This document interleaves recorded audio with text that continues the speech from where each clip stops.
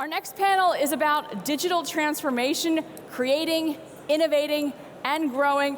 Please welcome my panelists to the stage and give them a warm round of applause.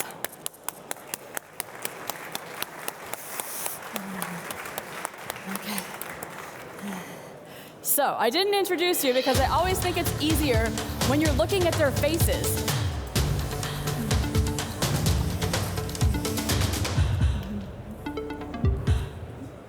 I just love that music. I'm going to make it my ringtone. So we have, starting from the furthest away, Ulrich Dietz of GFT. Thank you for being with us. Larissa Zeichhardt, did I say it right? Yeah. I'm working on it. She's the CEO of LAT. And finally, Sebastian Klauke of Otto Group. Welcome to all of you. We're going to start this off with a lightning round, and I'm going to ask you to answer a quick question before we get into the meat of our discussion. Disruption or evolution? How do you see digital transformation happening in our economy? It's not either or, it needs to be both. Very happy to elaborate on it later on. I like the brevity. Larissa?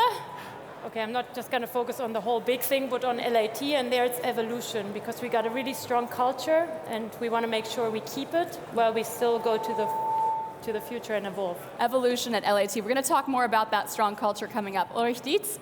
Actually, we also see it from both sides, not either or. It's you have to have a revolutionary kind of thinking, but an evolutionary way how to manage it. And I think from GFT point of view, this works quite well. Okay. So this is the starting points. Let's see if you guys change your mind over the course of this panel. Larissa, I'm guessing you're not going to.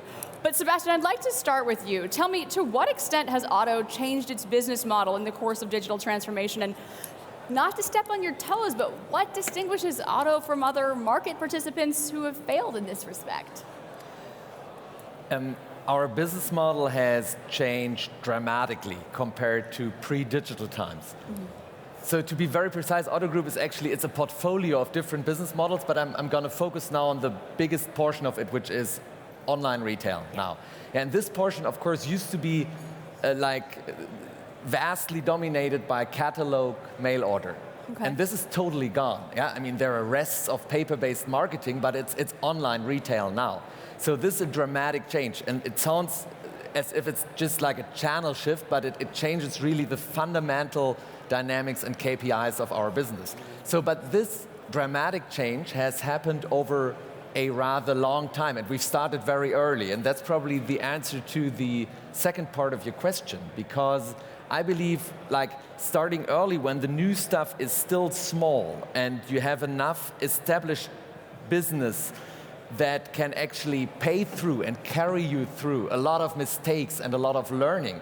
This is how you get around Innovator's dilemma, because it's a real thing. Once you start too late and disruption is the only thing you have left in your toolbox, failure is super likely. So you have to build on evolution, but you can't just stick with it. You have, at some points, you have to mix in genuinely new stuff on top. Okay, this is an interesting perspective. Larissa, you're the CEO of a service company. Most of your employees are mechanics, engineers, craftsmen. They work with their hands. You brought your high-vis vest, safety first. I love it. What does digital transformation look like in your company? How do you even start to approach that? Well, maybe let's start from the big picture. We digitize train tracks, and there's a lot happening in that area since the last 10 years. But then looking at our company, and that's why I bought the orange jacket, we're mostly construction workers, so home office isn't really an option. The train doesn't fit inside most living rooms. It's very much about the people and about the processes that we can make easier. So we have an app, for example, on the construction side where we document everything to save people from traveling to bring back documents or paperwork to the office. It's little things.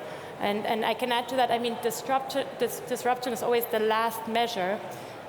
I personally like practicing change, because in the end, whether it's digital, it's always transformation, and I think we're very good at exercising just change in itself. Getting away from daily habits, trying new things, staying awake, that all helps. Okay, Ulrich, you have been active in digital transformation, driving digital transformation for at least 3 decades. New technologies and trends have emerged, AI, cloud, blockchain. How have you observed trend cycles changing over the past decades? Actually, even when we found GFT 35 years ago, we were looking forward into new technologies. So we started with object-oriented technologies where nobody used it more or less. So, and this kind of thinking we always forced, because we are thinking if you're at the cutting edge of technologies, you are much more interesting for employees, for clients, than if you are working just with mature technologies. And because of this kind of philosophy, we are always looking, let's say, 10 years forward, what could be the next heiße Scheiß, hot stuff. I'm not translating what could be that. the next hot stuff which might be interesting for us. And therefore, for example, we started at least 10 years ago working with cloud solutions. And today, the cloud business is our most fastest growing business. So today we are looking into AI stuff, also kind of quantum computing and stuff like this. So, and this helps us to get used to these technologies, to build networks, and be an interesting partner for, let's say, innovative thinking clients. Let's talk about change management for a second. You mentioned going from catalogs to online. How do managers convince employees to get on board with this change? Well, first of all, the fact that I mentioned before that it all started with a long, kind of slow evolution, that of course makes change easier. You take people along, they get used to the incremental change. But of course, change, once you start going digital, at least in our industry, that's like 100% driven by the consumer. Change never stops. Yeah? But I have to say, if you stay on top of your journey and you stay in control in the sense of that you get not overwhelmed or washed away by the wave of digital change in the market, change that's due to digital developments is not very different from all other kinds of change. Like the tools you have to use and the success factors are basically the same as if you have to, like, say, cut costs, right? So it's communication, and it's about transporting a story, a vision. The story mustn't be a made-up story, but you have to offer something that your organization can relate to, that people feel, hey, I'm part of something bigger than myself, and it actually makes sense. By the way, this is also the biggest single important item when it comes to like keeping people loyal in times of work from home and very easy change between companies. Yeah. We heard about that from Christina earlier, the talent leak. You're working with people who are coming from a more traditional handwerker backgrounds, construction workers, as you mentioned. They don't get to work from home. That's not even an option. How does innovation look in a traditional industry environment, and what are the success factors? How do you know I've hit it? Okay, success factor, and that's where I'm going to start with you guys, is the people. I'm also going to do an acoustics check, because we're going to do a little exercise. Can all of you who can actually hear me, fold your hands. Just go like this. Find a really nice, comfortable position. Hold it for a little while. And now we're going to do something really tough for the Germans in this room. We're going to change that position. Let's go. And that's change. It's really uncomfortable. It doesn't feel right. Sorry I made all of you uncomfortable. That's what it's about. That's what we're here for. In the end, on construction sites and in all the technical projects we do, the first thing we need is trust. I need my employees to trust me that the change is going to be comfortable, which isn't always easy with the first steps we do. But once we gain that trust, and we do it in such a fashion, we play games. We do it with a bit of fun. Once we have the trust, I can actually get them to get involved and to have ideas. And to take you to a more practical example, one of the biggest costs in construction is broken cables. So on construction sites, we never really know where the cables are. I think it's quite German specific. We don't have an open data network that shows us where cables have been laid. So the guy that drives the big machine goes out there, and you can be sure he will turn off the lights in every train station around you because he doesn't know he's hitting a cable. And we've started to look at robots. It's more a bit automatization rather than digitalization, but to get that done, to know where the cables are before the guy breaks them, or the woman. But yeah, we look at that, and you guys can check it all out. This guy is from Boston Dynamics. He's called Spot. So we bring on little helpers like that because we're short in staff. No one really wants to wear these fashionable orange jackets anymore. If any one of you does, come and find me. So we have to take different aspects to the topic. Of course, Spot, when he detects a cable, puts that into a digital plan. That's a given, right? But it kind of helps my team also to have that help, to not have to walk the whole way, and to make sure they don't have to operate the computer themselves. So trying to make day-to-day things easier for the user is my best approach to Okay, that's good advice. Automated. Let's bring in the political angle on this, Ulrich. In your opinion, what political measures can come from government to make digitalization a faster step forward? Very good question. Actually, I think we all shouldn't always wait until the government what they should do, because the government is much too slow regarding to the business world. But if they really want to do change into the, let's say, in the digitization world, they have to start with education. They have to start with education, much more math stuff and much more IT background in the curricula for the kids. Also, from my point of view, the communication that technology and technological kind of jobs is attractive as a career for girls and for young people, for young kids. This is what politicians can do. I would add to that. There was a really cool example this morning from the Ukraine Minister for Digitalization, and he said, bring in expertise, find partners, which is, we even do it as a family business. We can't invent everything. We don't have an innovation department. We bring in startups to make it happen. And we use the qualities they have, the vision they have, and the skills they have to be able to move forward quickly. Yeah. And I really like this example, because governments should be able to do the same. And for example, we have kind of öffentlich-rechtliche Rundfunk, but when you see the bad guys in the movies are either the IT guys or the entrepreneurs. So I think we have to change this kind of thinking, that young people get educated in a different kind of way, and that they see, oh, the future might be bright, and the technology helps us to get into a better future somehow. And talking of the bad guys, it's also the way we look at data. We're so scared to share data. It's really, actually it's hindering us to be innovative. And it's a big German or Europe problem, I think. And this is a German thing, I think. Yeah, it's a pity, because actually we could move so much faster if we also shared not just knowledge, but the data itself. You mentioned partners. I want to pick up on that with you, Sebastian.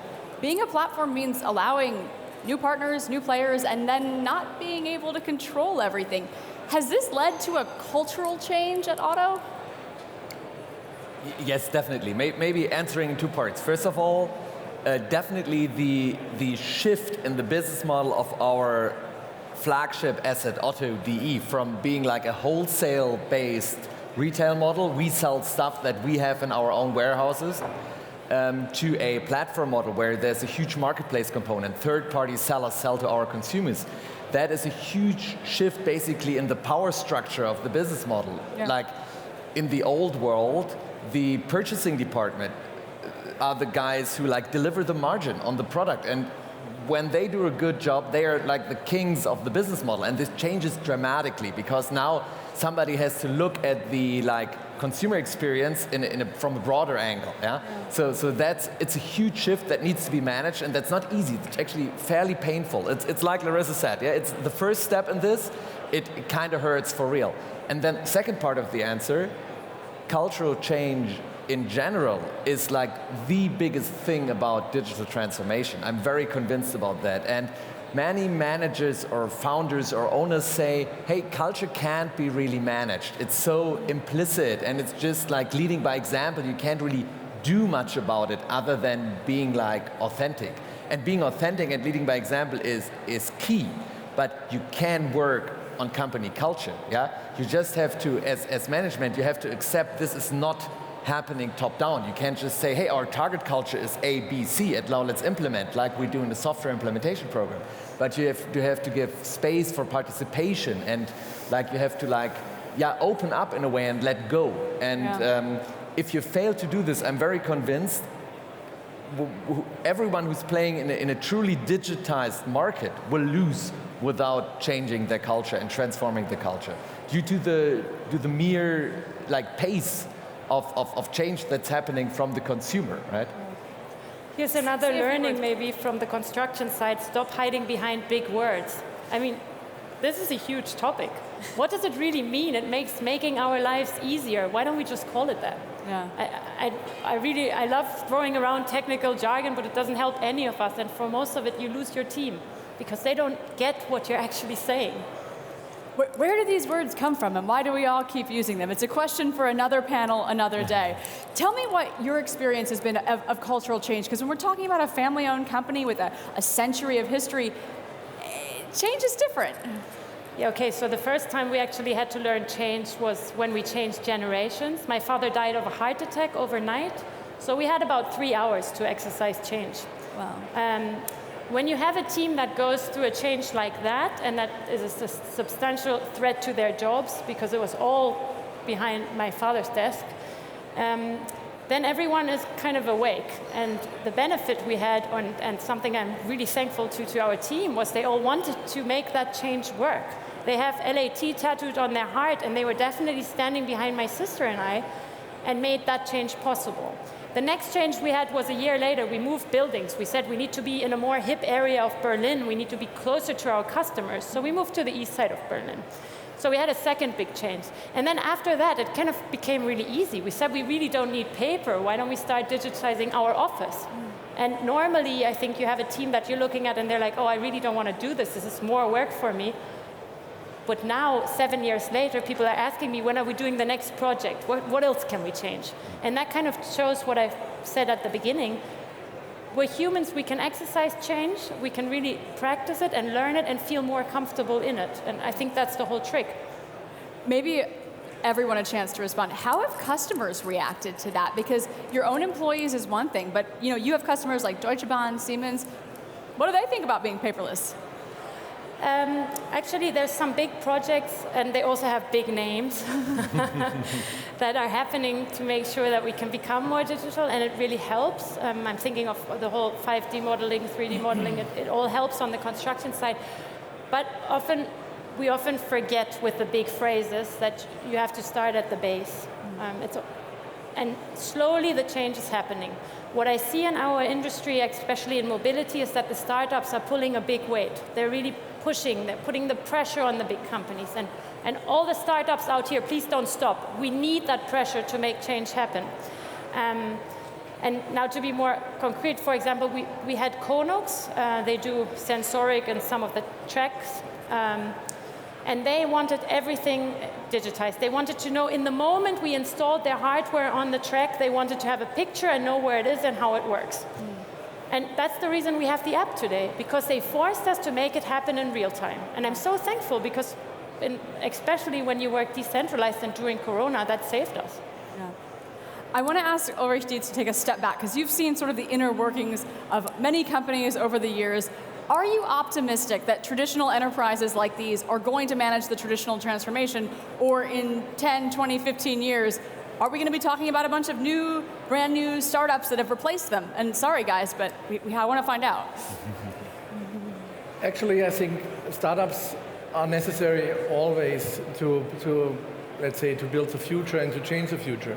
But traditional companies have the power to grow, and to grow in a much more significant way. So I'm very optimistic that, especially in Germany, the traditional companies, the traditional industry companies, machine tool companies, and even the OEMs, or the automotive companies, will be ready for the future.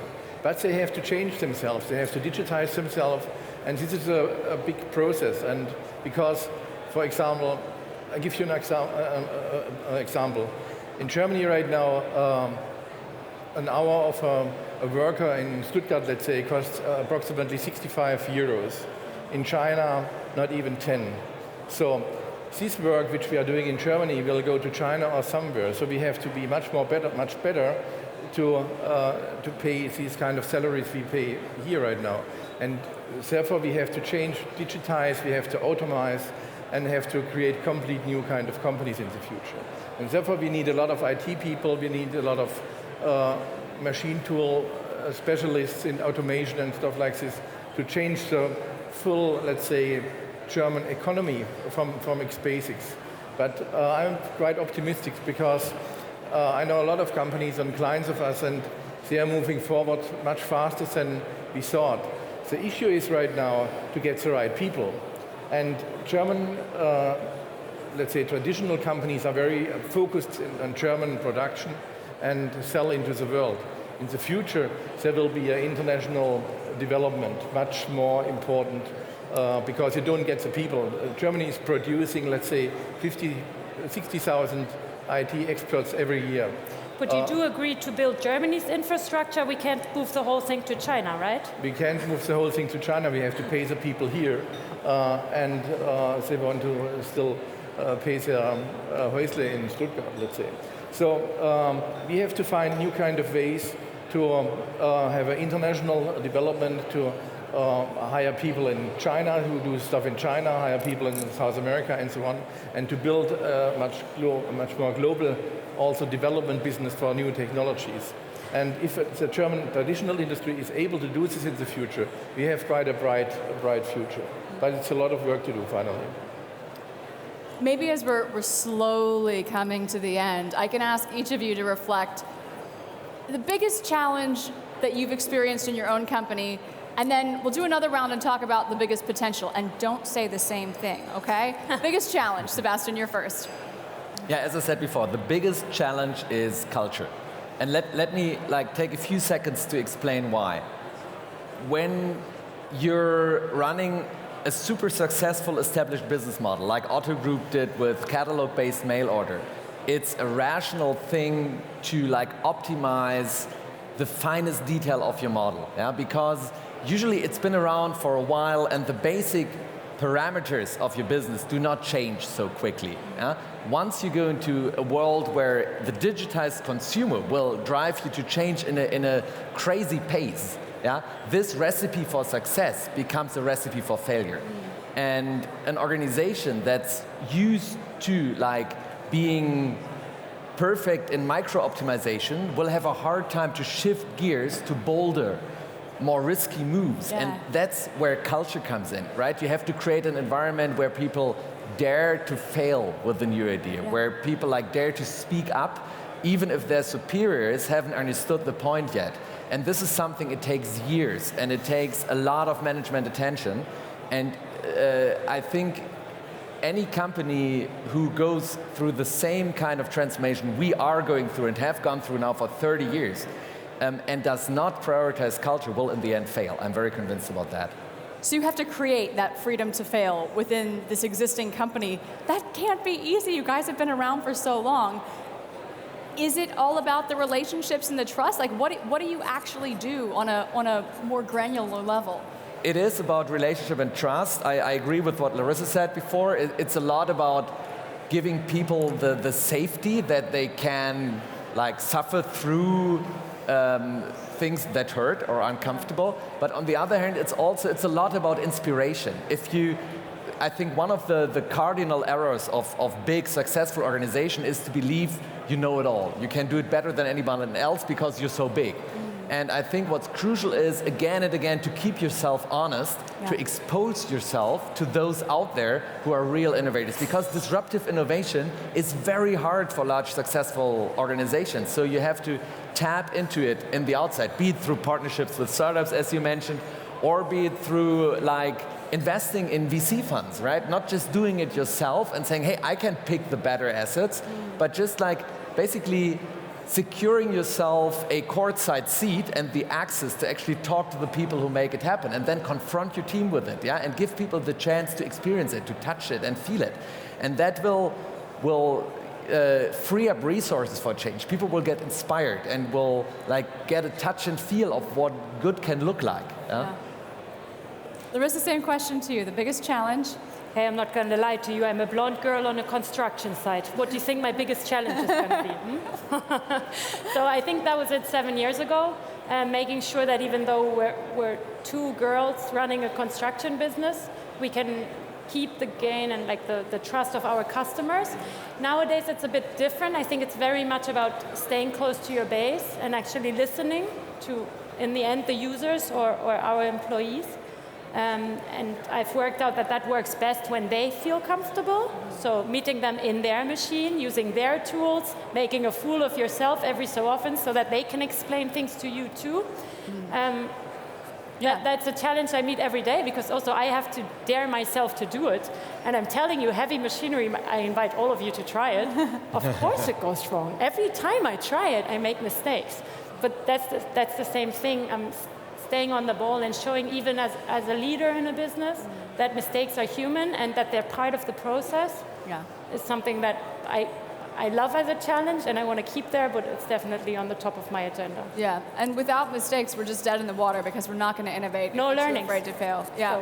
So, keep making mistakes. That's right. If you have one take home, keep making mistakes. Give us your 30,000-foot view. From my point of view, there is no one big challenge or the biggest challenge. There is a whole set of challenges when you manage a company today, because we are living in such kind of changing world with lots of problems and lots of chances at the same time. So I think the most important thing is to keep a company flexible so that you can react pretty fast. Even when you think, we had Corona, we have now Ukraine war, and so on, lots of new technologies are coming up. So our company, even at GFT right now, we employ approximately 10,000 people. We have to be very flexible to react on a global basis and react on new technologies. And I think this is the most important part, and to keep a culture, to keep a very good culture in the companies. These are the challenges I think we have to focus on, and if we can manage this and balance this, I'm quite happy. I got to add to that, because that's all about enabling people too.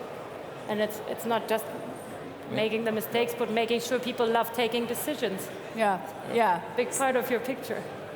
That's an important point. So as we're coming to the end, I think a quick summary: don't be afraid to fail, build a culture of trust. And I want to let each of you, in the last minute that we have left, give us one takeaway for the audience. If they take away nothing else from this talk, what should the takeaway be? And Sebastian, we'll start with you. Look, Otto Group's story, I think, is an encouraging proof that incumbent companies can not only survive digital transformation, but be winners in the new world. So it's worth trying it and suffering and pushing through it. Worth it to push through. Larissa? I'll give you a question. What motivates you?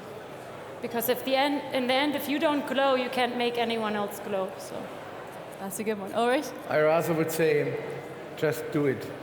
There are so many opportunities in these days. Just do it. Don't think too long, but think and then do it. I think that one might already be trademarked, but I'm going to let you have it. Guys, thank you so much for being such a good panel. Sebastian, Larissa, Ulrich, thanks very much, it was a pleasure. Sarah.